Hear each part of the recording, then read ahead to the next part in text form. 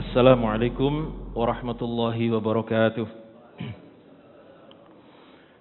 Bismillah, alhamdulillah, wassalatu wassalamu ala rasulillah, la hawla wa la quwata illa billah, amma ba'd. Puji syukur kepada Allah subhanahu wa ta'ala atas semua limpahan karunia nikmatnya. Salawat serta salam mari kita selalu aturkan kepada Nabi kita Muhammad sallallahu alaihi wasallam.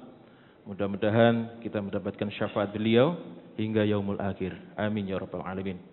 Para bapak, ibu dan jamaah sekalian, kita lanjutkan kisah tentang penaklukan wilayah Syam. Syam itu pusatnya di Palestina kalau sekarang. Sampai nopo kemarin, Pak? Sampai nopo, Bu? Napa? Sampai perundingan, nggih, tidak masalah. Perundingan yang pertama dilakukan oleh Panglima Besar Abu Ubaidah bin Jarrah dan 4 orang lainnya. Gagal. Yang kedua dilakukan oleh Panglima utamanya, yaitu dari Islam sinten? Dari Islam Sayyidina Khalid bin Walid. Dari pihak Romawi Mahan namanya, Mahan. Karena awalnya di perang Ajnadin itu yang menjadi panglima utama adalah Georgius Theodorus. Tetapi karena di perang Ajnadin itu kalah, kemudian dia harus rela, kedudukannya diturunkan sedikit menjadi panglima sayap kanan. Itu Georgius Theodorus. Baik, kita lanjutkan.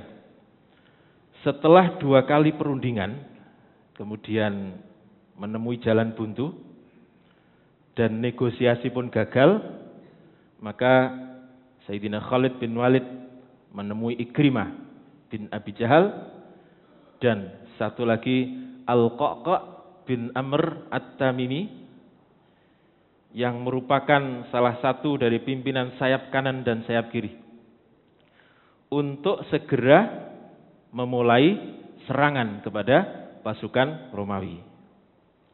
Nah, biasanya sebelum serangan utama dimulai itu ada perang tanding. Ini tujuannya apa? Tujuannya adalah kalau di pihak pasukan muslimin ini yang maju menang, maka ini mampu menggetarkan hati daripada pasukan musuh. Itu tujuannya. Maka mereka kemudian memilih orang-orang yang kira-kira siap dan mampu untuk duel 1 lawan 1. Maka duel ini kemudian membuat suasana semakin memanas. Nah, di saat suasana sudah memanas ini, sudah terjadi duel, tiba-tiba seorang panglima Romawi ini kemudian memacu kudanya menuju ke tengah gelanggang, kemudian menantang duel. Siapa yang ditantang? Khalid bin Walid. Siapa panglima ini? Dia adalah Georgius Theodorus, yang sering dipanggil oleh orang Arab adalah Jarojah. Jadi Jarojah ini tiba-tiba keluar dari barisan dengan kudanya, kemudian menantang duel Sayyidina Khalid bin Walid. Nah, Sayyidina Khalid bin Walid yang merasa tertantang, ini juga akhirnya keluar dari barisan kaum muslimin dan menuju ke tengah-tengah gelanggang. Kemudian setelah kuda mereka saling berhadapan-hadapan, tiba-tiba Georgius ini mengatakan, "Wahai Khalid, beritahukanlah kepadaku dengan jujur. Sebab seorang kesatria tidak akan pernah bohong." Ini adalah bentuk dari penghormatan seorang panglima kepada panglima musuhnya. "Wahai Khalid, beritahukanlah kepadaku dengan jujur. Sebab kesatria tidak akan pernah bohong. Dan janganlah engkau memperdayai aku. Sebab orang mulia pantang baginya memperdayai seseorang yang sedang meminta keterangan. Masya Allah, ini bentuk penghormatan daripada Georgios kepada Khalid bin Walid. Seorang panglima yang memang masing-masing ini menjadi pahlawan bagi pihak yang dibela. Di pihak lain kita musuh, tetapi di pihak musuh itu kan pahlawan, Pak. Apa perkataan atau pertanyaannya? Kata Jarojah tadi, apakah Allah telah menurunkan pedang dari langit kepada nabi kalian, kemudian pedang itu diberikan kepadamu? Nah, ini jadi di kalangan pasukan Romawi, Khalid ini sudah terkenal dengan apa, Pak? Saifullah. Jadi Romawi ini kan sebagian wilayahnya di Arab itu, Pak. Yang kemarin kita bahas perang Ghosasin itu kan bawahan daripada Romawi tapi berbangsa Arab. Sehingga Georgios ini juga mahir dalam bahasa Arab walaupun orang Romawi. Kemudian dilanjutkan oleh Jarojah ini, sehingga setiap engkau menghunus pedang itu, musuhmu pasti kalah. Jadi dikira Khalid dijuluki Saifullah itu karena Allah telah menurunkan pedang, kemudian oleh Nabi diberikan oleh Khalid. Kira-kira begitu. Lalu apa jawab Khalid? Beliau menjawab dengan sangat singkat, tidak, pedang saya sama ini biasa. Lalu mengapa engkau dijuluki pedangnya Allah? Maka kemudian Khalid bercerita, sesungguhnya Allah telah mengutus nabinya kepada kami semuanya ini, bangsa Arab. Lalu utusan itu menyeru kepada kami, tetapi mayoritas dari kami justru menolaknya. Sebagian kami membenarkannya dan sebagian yang lain mendustakannya. Termasuk aku, kata Khalid. Termasuk aku ini adalah orang yang dulu mendustakan Nabi. Hingga kemudian Allah memberikan petunjuk, Allah memberikan hidayah kepadaku, sehingga aku kemudian beriman dan berbaiat kepada utusannya itu. Nah, pada saat itulah ketika saya berbaiat, ketika saya melafalkan atau mengatakan persaksian dua syahadat itu, maka kemudian utusan Allah itu mengatakan kepadaku, wahai Khalid, engkau adalah pedang dari pedang-pedangnya Allah yang terhunus untuk orang-orang musyrik. Beliau juga kemudian mendoakan aku agar supaya diberi kemenangan. Nah, mulai saat itulah aku kemudian dijuluki dengan Saifullah atau pedangnya Allah, dan mulai saat itu juga aku termasuk orang yang paling keras terhadap orang-orang musyrik. Ini keterangan daripada Sayyidina Khalid bin Walid. Kemudian Jarojah ini kembali bertanya, wahai Khalid, sebenarnya apa yang kalian serukan kepada kami? Kemudian dijawab oleh Khalid, kami menyerukan kepada seluruh manusia supaya bersaksi bahwasanya tiada Tuhan selain Allah dan Muhammad adalah hamba dan utusan Allah. Jarojah kembali bertanya. Masya Allah, luar biasa ini dialog ini. Makanya saya ambil semuanya. Bagaimana kalian menyikapi jika yang kalian seru itu ternyata mereka menolak? Mereka menolak seruan kalian.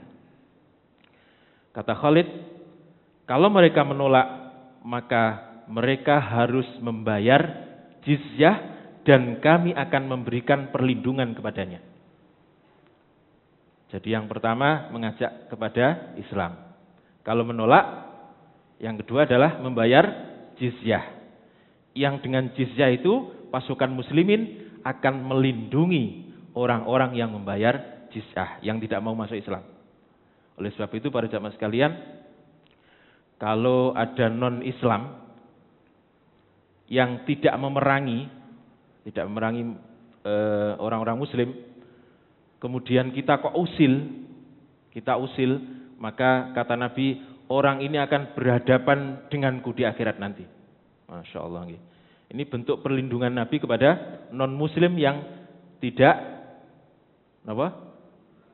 tidak memerangi kita. Jadi jangan ngawur Pak nggih. Pokoknya non-muslim ya musuh, jangan ngawur ya nggih. Baik, kita lanjutkan. Kemudian Jarojah mengatakan, bagaimana jika mereka tidak mau membayar jizyah atau tidak mau membayar pajak lah kalau sekarang. Kata Khalid, maka kami akan memerangi mereka. Jadi jalan terakhir adalah perang. Sekali lagi saya sampaikan Pak, tidak ada perang yang model ditawari 3 ini, enggak ada. Mulai zaman nabi-nabi sebelumnya sampai zaman sekarang itu enggak ada. Perang yang ditawari 3, masuk Islam, kalau masuk Islam mempunyai kedudukan yang sama. Kalau enggak mau membayar jizyah maka dia akan dilindungi. Kalau ada musuh dari luar yang menyerang maka pasukan muslimin akan melindungi. Dan jika tidak mau, pilihan yang terakhir adalah mereka harus diperangi. Kemudian Jarojah kembali bertanya, lalu bagaimana kedudukan orang-orang yang menerima seruan kalian, kemudian masuk ke agama kalian saat ini? Khalid mengatakan, mereka memiliki kedudukan yang sama dengan kami. Baik orang itu dari golongan ningrat, darah biru atau terhormat, maupun dari kalangan rakyat jelata atau orang biasa. Dan mereka juga mempunyai hak dan kewajiban yang sama dengan kami. Kemudian kata Jarojah, apakah seseorang yang masuk Islam dalam keadaan seperti ini atau saat ini dapat memperoleh pahala yang sama dengan pahala kalian? Masya Allah. Ini pertanyaan luar biasa memang. Maka Khalid kemudian mengatakan, benar. Bahkan dia lebih utama dari kami. Nah ini Jarojah ini keheranan. Loh, mana mungkin orang yang baru masuk Islam mempunyai kedudukan lebih utama daripada orang yang lebih dulu masuk Islam? Maka pertanyaan berikutnya adalah, bagaimana dia mendapatkan pahala yang sama dengan kalian, sedangkan kalian lebih dulu masuk Islam? Maka dijawab oleh Khalid, sesungguhnya kami menerima Islam diawali terlebih dahulu dengan beberapa kali peperangan. Dan Nabi kami sangatlah bersikap lembut kepada kami. Dan kami kemudian menerima Islam di saat Nabi kami masih hidup. Kami menyaksikan berita-berita dari langit. Apa maksudnya nih Pak? Berita dari langit ini apa? Wahyu, Al-Quran. Kami menyaksikan berita-berita dari langit yang diturunkan kepada Nabi kami. Dan beliau juga menunjukkan beberapa mukjizat kepada kami. Jadi kesimpulannya adalah wajar kalau kami ini menerima Islam. Sedangkan kalian tidak pernah menyaksikan apa yang kami saksikan. Dan belum pernah mendengar apa yang kami dengar tentang mukjizat dan perkara-perkara luar biasa lainnya. Itulah sebabnya, barang siapa yang masuk agama kami dengan niat yang jujur dan benar, maka dia akan memiliki kedudukan yang lebih utama dibanding dengan kami. Masya Allah.